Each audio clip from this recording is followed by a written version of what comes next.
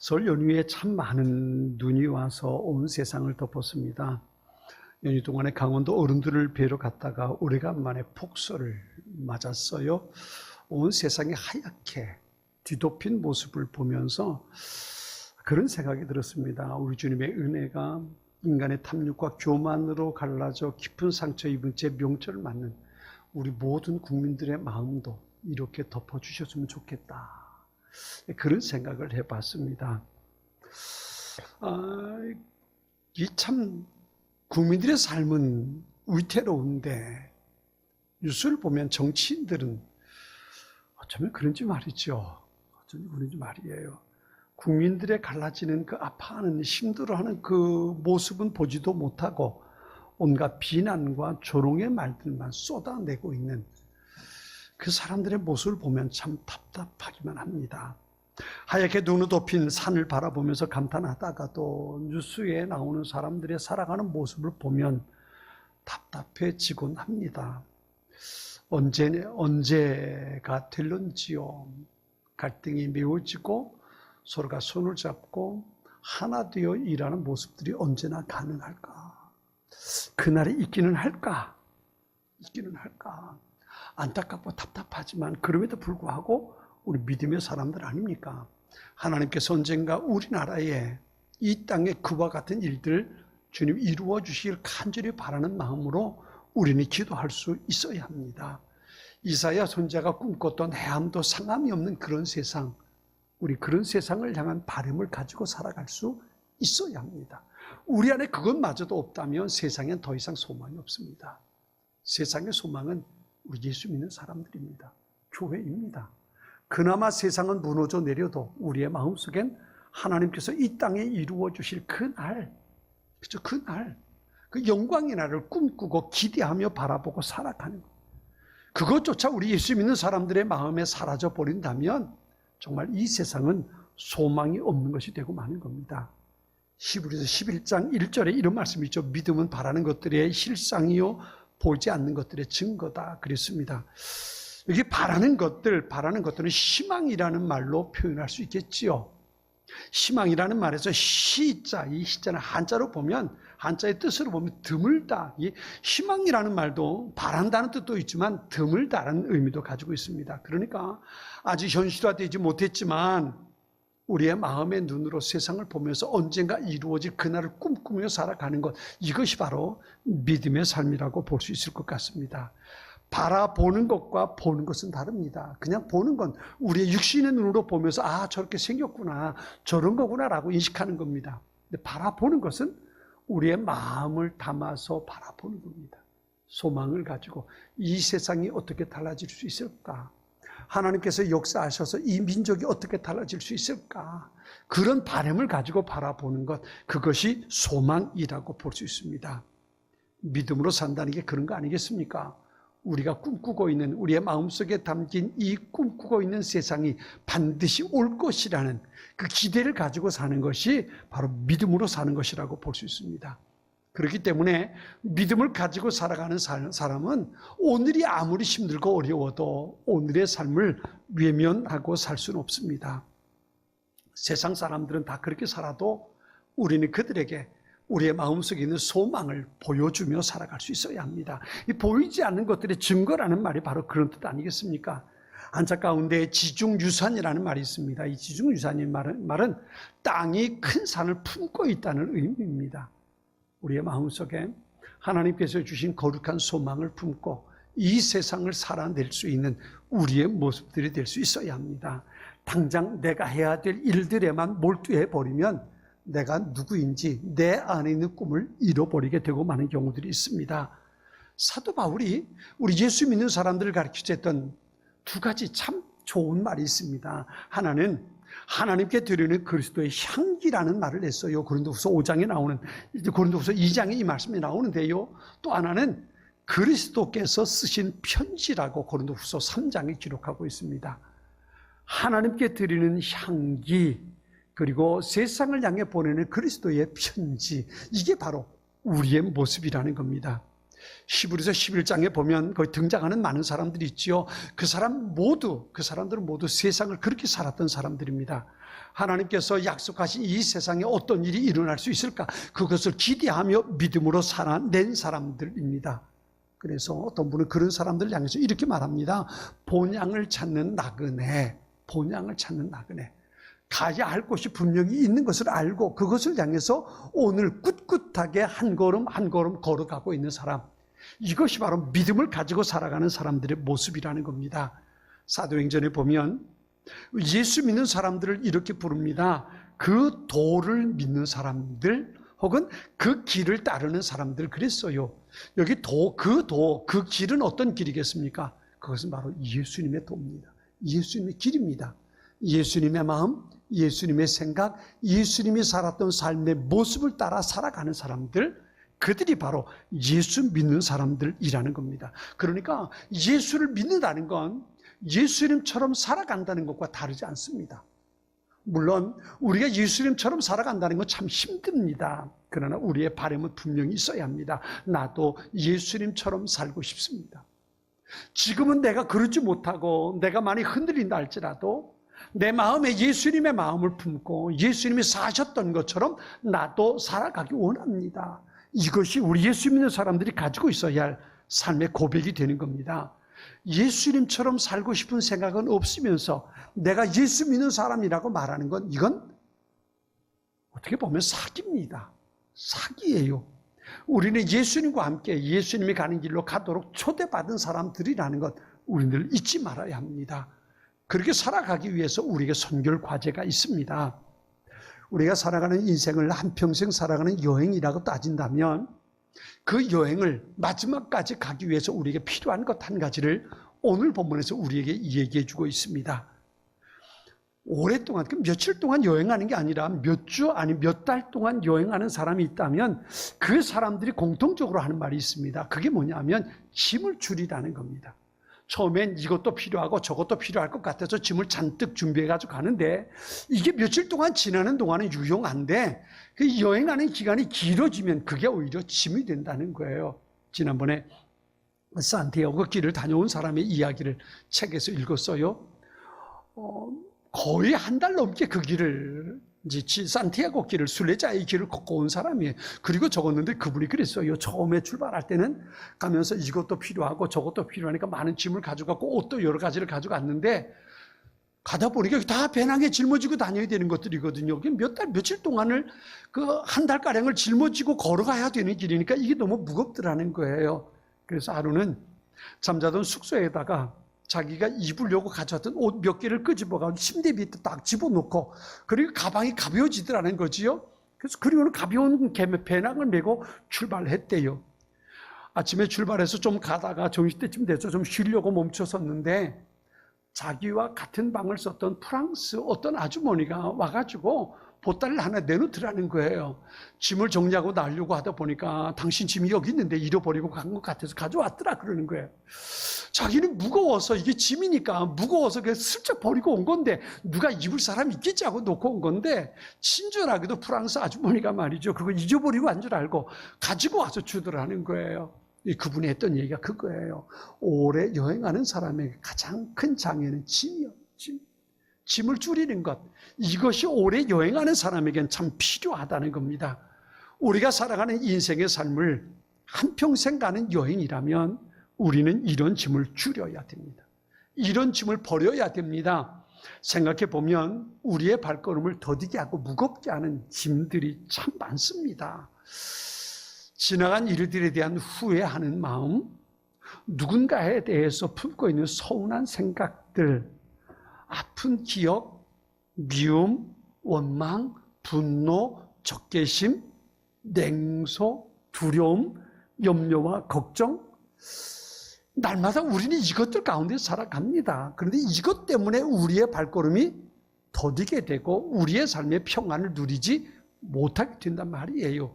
이것을 벗어버려야 우리는 순례자의 길을 바르게 갈 수 있습니다. 오늘 본문에 사도 바울이 그렇게 말합니다. 사도는 그렇게 말합니다. 갖가지 무거운 짐과 얽매이는 죄를 벗어버리자고 말합니다. 얽매이는 죄라는 건 교묘하게 우리를 둘러싸서 우리를 부자유하게 만드는 것들을 말합니다. 이 한자로 죄라는 말은 그늘 망자의 아니 부자를 쓰지요. 그러니까 그물에 걸려서 자유롭지 못한 것을 죄라고 한자는 쓰고 있는 겁니다. 그물에 걸린 것처럼 벗어버려야 할 것이 우리의 죄인데 그 죄를 벗어버리지 못하면 우리는 순례자의 길을 닦아가는 동안 결코 평안과 기쁨을 누리지 못하게 되고 마는 겁니다. 이 가브리엘 오보예라고 하는 곡으로 알려진 넬리 판타지아, 이 음악의 배경음악으로 나오는 영화가 있죠. 미션이라는 영화입니다. 저는 이 영화를 보고 우리 종아 집사가 연주하는 오보예 연주에 참 마음을 빼앗겨 버렸어요. 이 넬라 판타지아라는 이 곡이, 이 노래를 가브리엘의 오보예로 연주하는 거거든요. 그 계곡 가득 퍼지는 오보예 소리가 얼마나 아름다운지 몰라요. 물론 그게 그 영화의 장면에 비교해 보면 아름답다고 많은 표현할 수 없지만 그 음악만 들어보면 정말 아름답습니다. 제가 음악 얘기를 하려는 게 아니고요. 그 영화 얘기를 하면 그 영화의 노예 상인이었던 로드리고 멘도자라는 사람이 나옵니다. 노예 상인입니다. 산속에 있는 밀림에 가서 그 밀림에 있는 부족들, 흑인들, 작은 원주민들을 잡아다가 노예로 팔아버리는 그런 일을 했던 사람입니다. 그런데 우발적으로 그만 자기 동생을 죽이게 됩니다. 그리고 감옥에 들어가요. 감옥에 들어가서 복역하다가 가브리엘이라는 신부를 만납니다. 그리고 가브리엘이 신부의 그 설득을 받아가지고 그리고 회개를 하게 되지요. 노예 상인의 삶을 청산하게 됩니다. 그러면서 자기가 납치해서 팔았던 과라니족의 그 원주민들을 섬기기 위해서 가브리엘 신부와 함께 밀림으로 들어갑니다. 그런데 들어가는데 그냥 들어가는 게 아니고요. 자기가 노예 상인일 때에 사용했던 그 노예를 잡아서 채웠던 수갑 같은 그런 것들이요. 그런 것들을 그물망에 담아가지고 같이 산속으로 들어갑니다. 계곡을 지나고 때로는 폭포로 올라가야 되고 언덕으로 올라가야 되고 그 험한 길을 가는 동안 그 그물망대를 끌고 가는 거 얼마나 힘들었겠어요. 가브리엘 신부가 그러지요. 그만 버려라. 버리고 그냥 가라. 너무 힘들지 않냐. 그런데 이 멘도자는 끝내 그걸 짊어지고 원주민 만나는 곳까지 갑니다.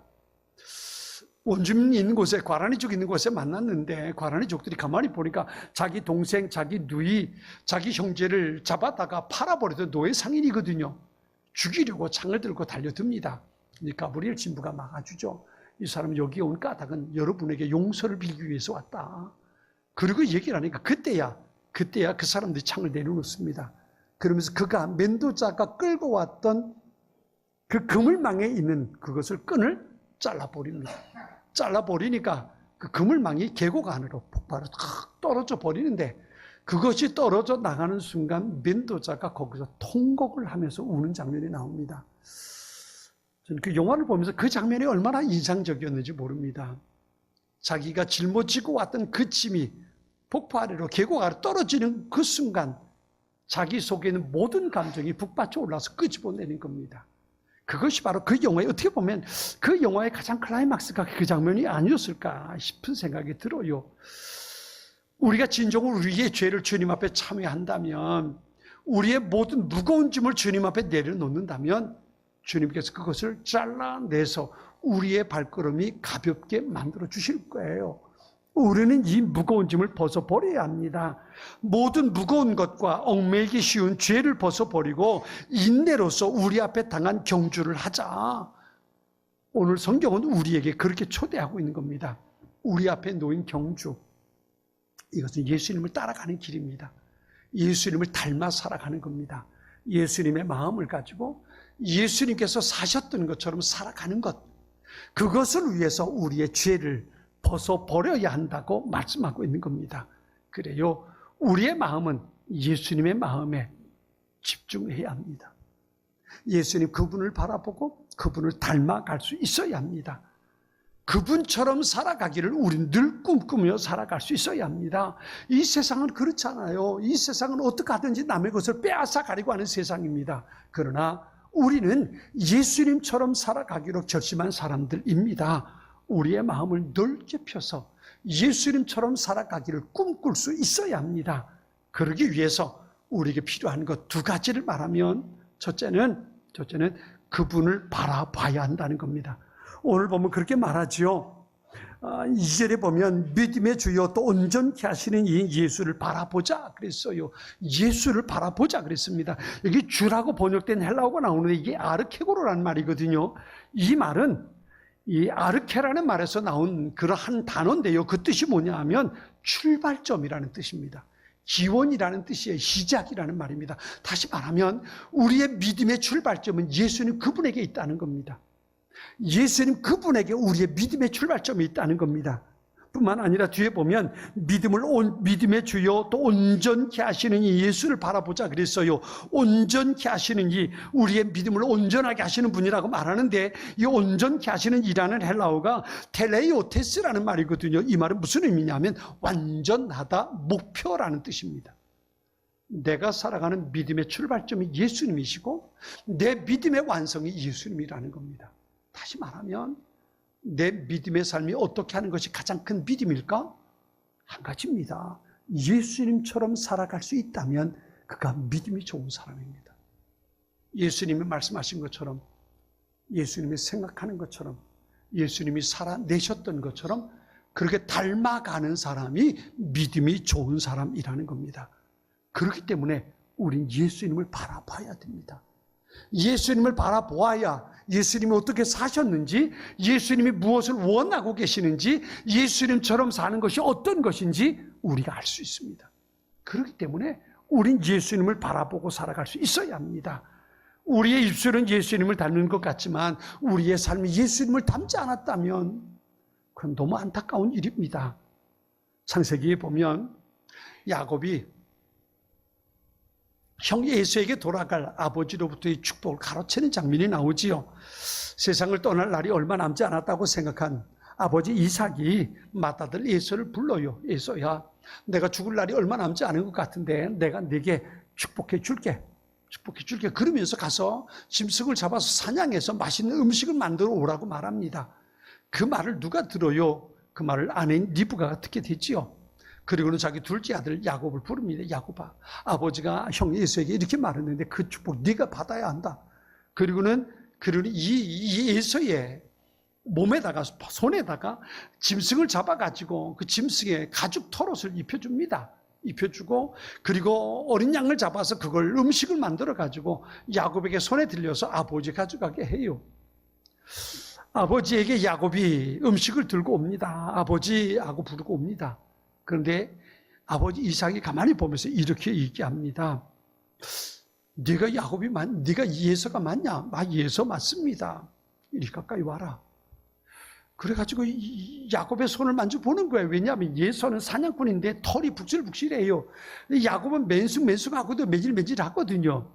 그런데 어머니가 양을 잡아가지고 그 가죽 털을 손에 둘러주니까 그걸 이렇게 잡아보니까 이 털이 북실북실하거든요. 그러니까 에서구나라고 생각한 거지요. 그런데 창세기 27장 22절에 이렇게 말합니다. 목소리는 야곱의 목소리인데 손은 에서의 손이구나 라고 말합니다. 저는 그 말씀을 보면서 그 말씀의 그 본문을 가만히 묵상하면서 이게 행여나 우리의 모습이 되지 말아야 하는데 싶은 생각이 드는 거예요. 겉모습은 예배 드린다고 예수 믿는 사람이라고 예배 자리에 있는데 우리의 마음에 시커먼 욕심으로 가득 차 있다면 말이에요. 나는 예수 믿습니다. 나는 그리스도인 맞습니다. 나는 교회 다닙니다. 라고 말은 하는데 내 삶 속에 예수님의 모습이 드러나지 않는다면 말이에요. 세상 사람들과 전혀 다르지 않게 내가 살아가고 있다면 말이지요. 그게 얼마나 마음 아픈 일이 되겠습니까? 우리는 무엇을 보느냐에 따라서 우리의 마음은 지배를 받습니다. 어떤 분이 그런 얘기를 했어요. 현대의 가장 큰 해악은 사람들의 마음의 감정을 해치는 건 영상 매체다 그랬어요. 텔레비전을 통해서, 인터넷을 통해서 우리의 눈을 빼앗아가는 많은 것들이 우리의 마음의 감정을 상하게 만들어 버린다는 거예요. 처음엔 아니라고 생각해서 봤는데 점차 보다 보니까 나도 마음을 그렇게 빼앗겨 버린단 말이에요. 우리의 시선은 예수님 그분을 향해 있어야 합니다. 그래야 흔들리지 않고 바르게 예수님을 닮은 사람들로 적어도 예수님을 닮기 원하는 거룩한 소원을 가지고 살아가는 하나님의 사람들이 될 수 있기 때문에 그렇습니다. 교회를 아무리 오래 다녔어도 내가 마음 씀씀이가 예수님을 닮지 못했다면, 내가 교회를 아무리 오래 다녀서 직분을 가지고 있다 할지라도 다른 사람들과 더불어 살아가는 삶 속에 내가 예수님을 드러내 보이지 못한다면 우린 여전히 믿음의 삶에 들어가지 못한 것이라고 볼 수 있습니다. 우리는 예수님을 닮아가는 사람이 되기 위해서 예수님을 바라볼 수 있어야 합니다. 두 번째는요, 오늘 보면 바라보는 것만 가지고는 부족합니다. 이렇게 말씀합니다. 3절에 보면 너희가 피곤하여 낙심하지 않기 위하여 죄인들이 이같이 자기에게 거역한 일을 참으신 일을 생각하라 그랬어요. 예수님을 생각하라 그랬습니다. 여기 거역이라는 말을 썼는데, 여기 거역이라는 말은 안틀로기아라는 말이거든요. 무슨 의미를 가지고 있냐면 말다툼한다, 반역한다, 이 반란을 일으킨다, 이런 의미를 가지고 있습니다. 예수님 당시에 스스로 경건하다고 생각하는 사람들이 예수님을 얼마나 많이 거역했습니까? 예수님 앞에 시비를 걸고 예수님과 말다툼을 벌이고 예수님이 하는 일들에 대해서 시시비비를 하나하나, 그죠? 얼마나 예수님 앞에 그들이 이의를 제기하고 예수님을 비난했습니까? 심지어 예수님을 세리와 죄인의 친구여, 술꾼이여, 목보라는 별명까지 지었던 사람들이 그 사람들입니다. 그런데 그 모든 사람들의 그 말다툼과 거역을 끝까지 참으시고 그리고 믿음의 삶을 살아내신 분이 바로 예수님입니다. 예, 오늘 본문에 참다라는 말이 나오는데요, 이것은 머물다라는 말입니다. 끝까지 자기가 가야 할 길을 예수님은 끝까지 달려가셨다는 겁니다. 도종환 시인이 쓴 시가 있는데 뒷자리라는 시가 있어요. 이 시 가운데 이런 내용이 나옵니다. 맨 앞에 서진 못하였지만 맨 나중까지 남을 수는 있어요. 함께 가는 길 뒷자리에 소리 없이 섞여 있지만 옳다고 선택한 길이면 끝까지 가려 해요. 그랬어요. 전 이 시를 보면서 우리 믿음의 삶을 산다는 게 이런 겸손함이 필요하지 않을까. 내가 앞서서 대단한 삶을 살아내지 못해도 내가 예수님을 닮아가는 그 삶을 위해서 오늘도 한 걸음 뒤에 서나마 갈 수 있다면 그 사람이 마지막 승리자가 될 수 있다는 겁니다. 예수님을 닮아 따라 걸으려는 사람들, 그들에게 필요한 것이 바로 이런 겸손함 혹은 끈질김, 인내가 아닐까 싶습니다. 포기하고 싶을 때도 우리에게 많지요. 그러나 그럴 때마다 우리의 눈을 예수님 앞에 향하여 예수님을 바라보고 예수님께서 어떻게 사셨는지, 그분이 어떻게 말씀하셨는지 우리의 마음속에 담고 그 주님 말씀대로 주님처럼 살아가기를 소박하게 꿈꾸고 살아가는 우리의 삶이 될 수 있어야 합니다. 그것이 바로 우리를 통해 이 세상에 하나님의 거룩한 은혜가 흘러가는 통로가 되는 일들입니다. 바울 사도가 갈라디아 교회 보내는 편지에서 이렇게 말합니다. 선한 일을 하다가 낙심하지 맙시다. 지쳐서 넘어지지 아니하면 때가 이를 때에 거두게 될 것입니다. 그랬어요. 내가 빨리 다른 박질하지 못해도 내가 오늘 예수님을 바라보고 예수님을 닮아가기 위해 한 걸음 한 걸음 걸어가고 있다면 언젠가 내가 주님 앞에 서는 그날 거기까지 이르게 될 것입니다. 사랑하는 우리 여의도 제1의 가족 여러분, 지금 누구를 바라보며 살고 있습니까? 세상을 바라보며 잘 나가는 사람들, 잘 되는 사람들 바라보면서 나도 저렇게 살고 싶은데 그러고 있는 것은 아닙니까? 많은 인터넷 매체들, 유튜브 영상들, 텔레비전 영상들 바라보면서 마음속에 분노를 키워가고 있는 건 아닙니까? 아니, 우리의 믿음의 출발점이고 믿음의 완성되시는 예수님을 바라볼 수 있어야 합니다. 그래야 무거운 짐들, 얽매이는 죄 벗어버리고 예수님을 닮아가는 믿음의 경주를 우리가 끝까지 할 수 있습니다. 바라본다는 건 우리의 믿음이 성숙해지기를 소망한다는 의미가 담겨 있습니다. 그 소망이 우리를 겸손하게 만들어줍니다.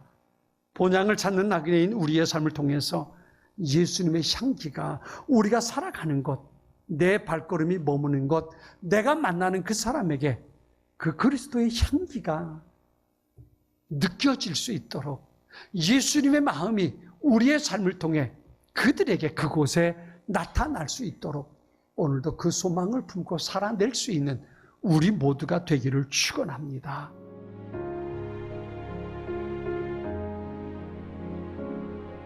지금은 선교 헌금 시간입니다. 이 예배를 통해 삶 가운데 은혜와 회복이 충만하시길 간절히 기도합니다.